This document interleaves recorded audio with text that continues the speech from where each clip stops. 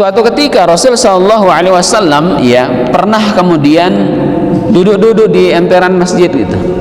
Lalu Rasul mengatakan, ittala alaina rajulun min ahlil jannah, sebentar lagi kita ini akan kedatangan penghuni surga, kata Rasul.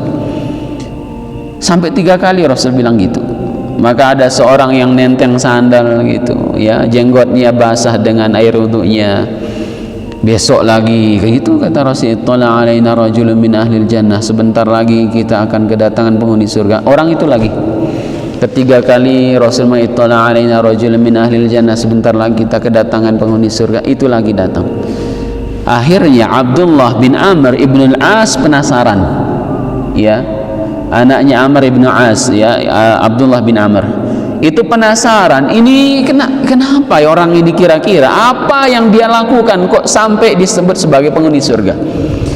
Lalu datanglah Abdullah ini ya ke rumah orang ini, ketuk pintu gitu, assalamualaikum gitu, boleh hendak nginap ya 3 malam di rumahmu, saya ini ada masalah dengan keluarga.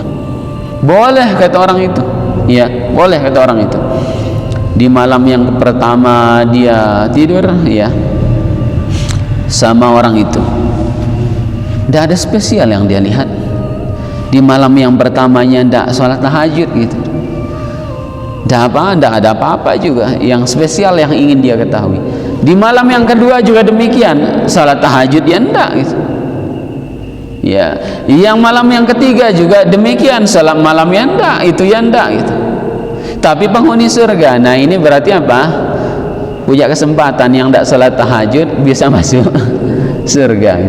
Jadi orang ini lalu Abdullah bin Amr bin al-As mengatakan, di hari yang ketiga langsung dia jujur gitu, di pagi harinya, sebenarnya saudaraku, kata Abdullah bin Amr, saya ini tidak punya masalah dengan keluarga saya, cuma Rasul bilang 3 kali kamu itu penghuni surga, jadi saya penasaran, ingin meniru apa sebenarnya yang kamu lakukan.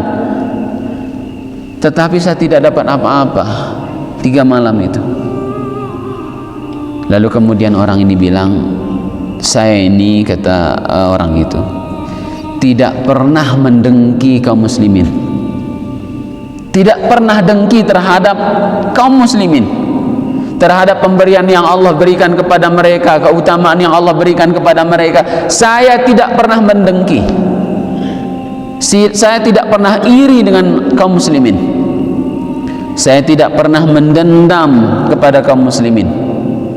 Setiap malam saya memaafkan orang yang melakukan kesalahan kepada saya. Cuma itu yang saya lakukan di malam hari, kata orang ini. Maka Abdullah bin Amr ibn As mengatakan, oh, ini sudah yang membuatmu kemudian disebut oleh Rasul sebagai penghuni surga.